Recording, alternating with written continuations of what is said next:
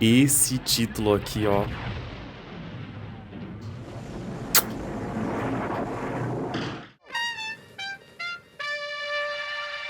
Oi pessoal, sejam muito bem-vindos ao Cinema e Tal. Esse é um espaço onde eu vou falar sobre filmes. Então, se você gosta desse tipo de conteúdo, já deixa o like e se inscreve no canal. Bora pra análise. Na Antártida, um grupo de cientistas norte-americanos é atacado por outros 2 cientistas noruegueses que estavam tentando matar um cachorro. Resolvida essa situação, eles decidem ir até a base desses cientistas e tá tudo destruído por lá. Naquelas ruínas, eles descobrem que aqueles pesquisadores encontraram vida alienígena ali por perto. Eles até encontram uma espécie de cadáver super estranho ali naquele lugar e decidem retornar à base com ela. E voltando pra lá, eles vão se deparar com alguns acontecimentos muito sinistros. Essa é a sinopse do filme O Enigma de Outro Mundo, de 1982, com roteiro de Bill Lancaster e direção de John Carpenter, baseado no livro Who Goes There, de John Campbell. Outra adaptação do livro já existia e o Carpenter gostava bastante dela, que é o filme O Monstro do Ártico, de 1951, dirigido por Howard Hawks. A produção do filme O Enigma de Outro Mundo começou em 1976, mas o projeto foi suspenso por alguns anos depois de tentativas fracassadas de negociação entre roteiristas e diretores, inclusive com o próprio Carpenter. Até o diretor de O Massacre da Serra Elétrica de 1974 chegou a tocar o projeto sem êxito. Foi só depois do sucesso de Halloween, de 1979, que o Carpenter assumiu de vez o projeto. Esse filme é o primeiro título de uma trilogia do diretor que chama A Trilogia do Apocalipse, sendo o segundo filme O Príncipe das Sombras, de 1987, e o terceiro A Beira da Loucura, de 1994. Apesar dos filmes não serem do mesmo universo, todos eles são conectados pelo mesmo tema, que é o tema da destruição do mundo e da raça humana por uma figura cósmica, sobrenatural e desconhecida. Eu soube dessa informação durante a minha pesquisa e eu acabei ficando curioso de conhecer os outros títulos também, e eles são muito bons. Se você gosta de filme de Alien ou de terror cósmico, vale muito a pena conferir. O Príncipe das Sombras foi o filme que me chamou mais atenção. Ele é sobre uma irmandade que guardou um tanque com uma substância verde estranha e desconhecida dentro de uma igreja abandonada, e alguns cientistas são convocados para ir lá estudar. Gente, seres extraterrestres, ou aliens, ou seres cósmicos dentro de uma igreja católica. Não tem combinação mais esquisita e maravilhosa que essa. Visualmente, o filme é muito bom. Vale muito a pena. Do universo expandido de O Enigma de Outro Mundo, foram produzidos alguns quadrinhos na década de 90 pela Dark Horse Comics, um jogo para PC, Xbox e PlayStation 2, e também uma série chegou a ser cogitada, mas ela não foi pra frente. Graças a Deus, porque eu li a sinopse e não curti mesmo. Uma prequela foi lançada em 2011 com o mesmo título, e teve críticas bem equilibradas. Eu não vi e, sinceramente, não tive muita curiosidade de ir atrás pra ver, então eu não posso julgar se é bom ou não. Agora vamos falar do filme em si, mas cuidado, essa análise tem spoilers.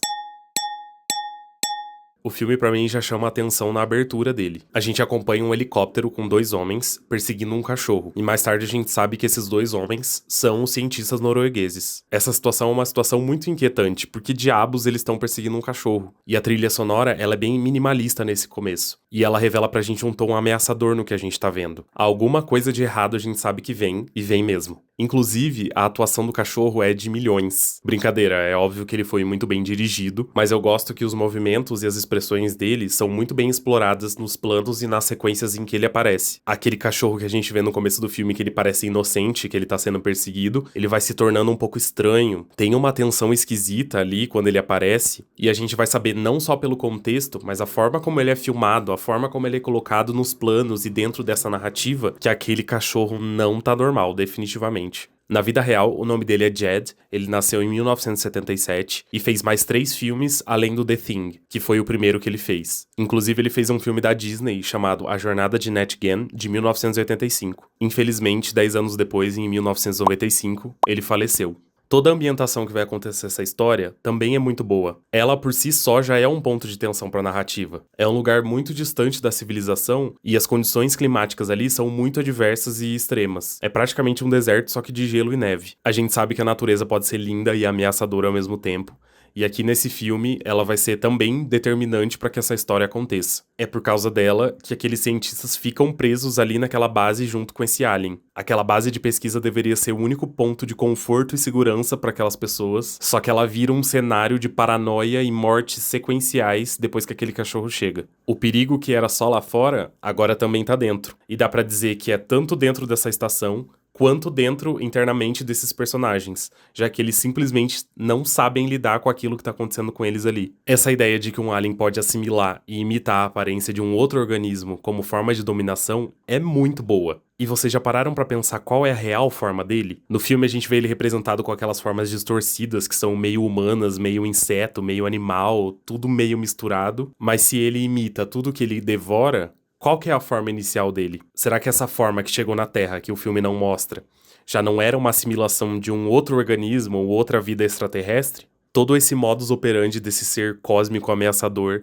é a fonte de paranoia dessa equipe. E com razão. Pensa comigo, são 12 homens, alguns cientistas e outros com funções diversas, presos em alguns metros quadrados, com um alien que pode devorar e copiar a aparência deles. A gente vê que cada um tem uma personalidade diferente e que eles têm amizade entre si, mas obviamente que nessa situação cada um vai reagir de um modo diferente. E isso é muito bom. É o brilho do filme. É o porquê você assiste até o fim. A ação deles contra esse alien não vai ser muito bem coordenada, com exceção de alguns momentos. Então vira um Deus nos acuda. Ninguém confia em ninguém e o alien vai tomando um a um. Como um assassino em série que precisa ser desvendado por um policial ou um detetive. Papel esse que o McReady toma pra si nesse momento. Esse é o ponto central da história do filme. É a questão mais falada, a questão mais discutida. É a questão que mais tem teorias e teorias sobre. O roteiro vai tomar cuidado com as informações que ele dá pro espectador, porque a diversão do filme é essa, esse jogo entre os pesquisadores e o alien. As informações e os acontecimentos vão sendo colocados pra gente em doses homeopáticas, nos detalhes. Nem a gente confia mais na veracidade de alguns dos personagens em determinado momento do filme. A sensação é parecida com ler um livro ou ver um filme policial em que a gente fica tentando adivinhar quem que é o assassino. E essa dúvida vai acompanhar a gente até depois do final do filme, porque na minha visão é um final aberto a interpretações e é uma fonte inesgotável de teorias, como eu já disse. Inclusive eu li muitas delas antes de fazer esse vídeo, e a galera pega uns detalhes muito específicos, que nem se eu tivesse assistido 10 vezes eu teria pego. O filme tem muitos momentos ambíguos, e a própria definição de como e com que velocidade aquele alien consegue imitar essas pessoas é um pouco nebulosa. Mas real que vale muito a pena ler as teorias, elas são muito boas e muitas têm embasamentos muito interessantes. Eu não vou falar sobre elas aqui, esse não é um vídeo sobre teorias de The Thing, mas a minha teoria eu quero falar. Brincadeira, não é exatamente uma teoria, é só a forma como eu enxergo o filme. Pra mim, o alien tá a todo momento ali brincando com aqueles humanos,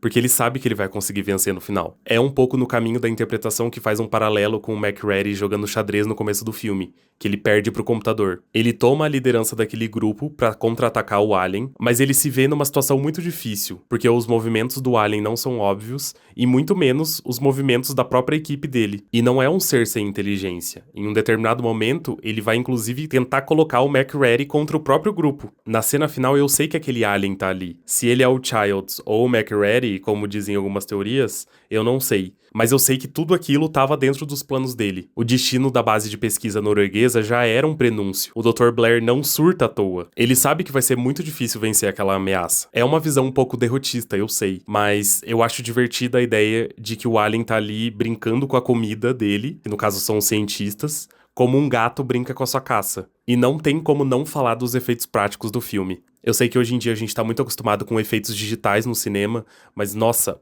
o charme de O Enigma de Outro Mundo com certeza são os efeitos práticos, os bonecos mecânicos, os efeitos de maquiagem e também os recursos ali que eles usam de stop motion. Quem encabeçou esse processo todo foi o Rob Bottin, que chegou até a ser hospitalizado por exaustão de tanto que ele trabalhou, apesar de que em algum momento do filme eu sei que ele teve uma equipe de mais de 30 pessoas. Ele chegou a morar por mais de um ano nos estúdios da Universal. Sobre o Alien, o Bottin fala que queria que esse ser mudasse constantemente, então ele não tem uma forma fixa. E eu vejo isso como uma sinalização de que esse alien é um organismo que já passou por vários lugares do universo e ele tem a memória de outras criaturas. Eu não sei se de fato essa foi a intenção, mas eu acho que eles acertaram muito nisso. O resultado são cenas muito icônicas e inesquecíveis, como aquela primeira criatura que eles trazem pra base, que é muito doida. Tem uma fusão de rosto humano que é muito interessante. Ou aquela cena em que a barriga do Norris abre e come as mãos do Dr. Cooper, e depois a cabeça dele vira uma aranha bizarra. além de vários outros momentos interessantes. É muito maravilhoso. E isso tudo só com efeitos práticos. É muito legal assistir esses aliens que são nojentos, que eles são muito pirados, que eles se transformam a todo tempo. E tudo isso feito com materiais reais. Alguns dos ingredientes usados foram maionese, argila à base de óleo, espuma de látex, creme de milho, chicletes derretidos no micro-ondas e até mesmo KY. Eu também acho a fotografia muito bonita. As cenas exteriores com aquela luz bem fria, em contraste com aqueles sinalizadores vermelhos que eles usam, é muito incrível. E ajudam a gente a ambientar naquele lugar que não tem nada por perto e que tá muito, muito, muito, muito frio. E as cenas internas, apesar de terem luzes mais quentes, elas brincam com um contraste forte de luz e sombra. Dá a impressão de que eles estão a todo tempo num lugar que é muito duvidoso, que não tem segurança.